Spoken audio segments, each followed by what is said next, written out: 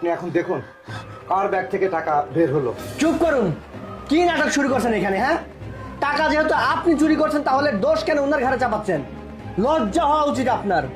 Sir বিশ্বাস করুন, আমি কেন টাকা নিব? আপনি আমাকে ভুল বুঝতেছেন, কোথাও একটা মিসআন্ডারস্ট্যান্ডিং হয়ে গেছে। আমি টাকাগুলো চুরি করিনি স্যার। আবার কথা বলতেছো তুমি মুখে মুখে, আমার লজ্জা করতেছে না? টাকাগুলো আমি নিজের চোখে দেখলাম তোমার ব্যাগ থেকে বের হয়েছে, তারপরে তুমি কোন মুখ নিয়ে আবার কথা বলতেছো টাকাগুলো তুমি চুরি করো নাই? হ্যাঁ, তুমি খুব ভালো করেই জানো কালকে আমাদের সাথে আরিফের ডিল হওয়ার কথা আছে। তার সাথে যদি আমরা ডিল করতে না পারি আমাদের কোম্পানি সম্পূর্ণরূপে বসে পড়বে। এইটা জানার পরেও তুমি টাকাগুলো চুরি করছো কেন? হ্যাঁ, আবার তুমি বলছো টাকাগুলো চুরি করো নাই।